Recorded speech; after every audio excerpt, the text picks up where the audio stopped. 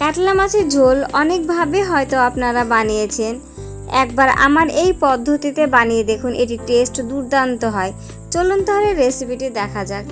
এখানে 5 পিস মতো আমি কাতলা মাছ নিয়ে নিয়েছি। এর মধ্যে সামান্য হলুদ, সামান্য লবণ এবং সামান্য পরিমাণ সরষের তেল দিয়ে খুব ভালোভাবে মাখিয়ে নেব। খুব ভালোভাবে মাখানো হয়ে গেলে 10 মিনিট রেস্টে রেখে দেব।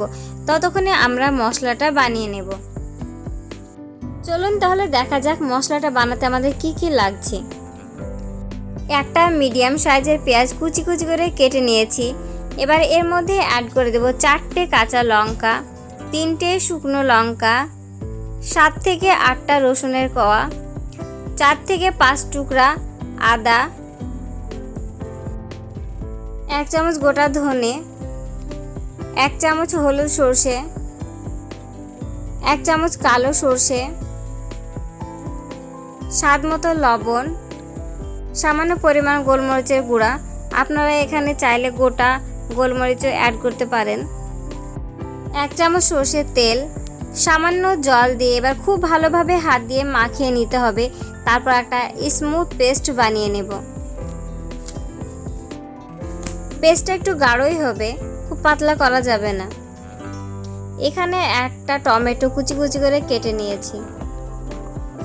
তেলটাকে খুব ভালোভাবে তাতিয়ে নিতে হবে। যখন তেল থেকে ধোয়া উঠবে তখন মাছগুলো তেলের মধ্যে ছেড়ে দিতে হবে। তেলটা খুব ভালোভাবে না তাতালে মাছগুলো কড়াই লেগে যাবে এবং ভেঙে যাবে। সেই জন্য তেলটাকে খুব ভালোভাবে তাতিয়ে নিতে হবে। মাছের একদিক ভাজা হয়ে গেলে মাছগুলোকে উল্টিয়ে দিতে হবে। মাছগুলো উল্টিয়ে দিয়ে ওপর পিঠেও খুব সুন্দরভাবে ভেজে নিতে হবে। মাছগুলো মোটামুটি ভাজা হয়ে গেছে। এ পর্যায়ে আমরা মাছগুলো তুলে নেব।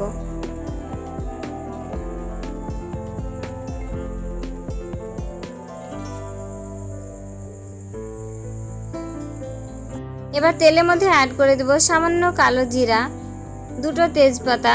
এবার এটাকে খুব ভালোভাবে নেড়ে নেব। এরপর এর মধ্যে অ্যাড করে দেব আগে থেকে কেটে রাখা টমেটো কুচি।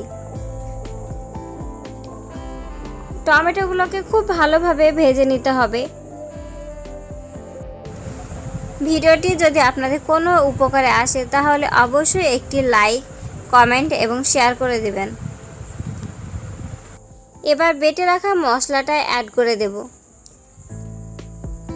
আর কোনো এক্সট্রা মশলা আমরা এখানে ব্যবহার করব না, যেহেতু আমরা সব মশলাই দিয়ে দিয়েছি। এবার অ্যাড করে দেব 1 চামচ হলুদ গুঁড়া। এবার সব মশলাগুলো খুব ভালোভাবে নেড়ে নেব। খুব ভালোভাবে নাড়া হয়ে গেলে এবার একটা ঢাকনা দিয়ে মশলাটাকে ঢেকে মিডিয়াম ফ্লেমে 10 মিনিট মতো কষে নেব।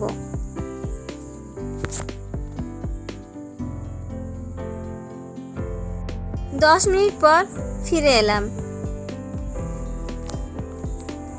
দেখতে পাচ্ছেন ভিউয়ার্স, মশলা থেকে তেল ছেড়ে দিয়েছে, মানে মশলাটা কষা হয়ে গিয়েছে। এবার মশলাটা খুব ভালোভাবে নেড়ে এখানে জল অ্যাড করে দেব। আপনারা যে পরিমাণ ঝোল রাখতে চান সেই পরিমাণ জলটা অ্যাড করবেন। আমি এখানে 2 কাপ মতো জল অ্যাড করেছি।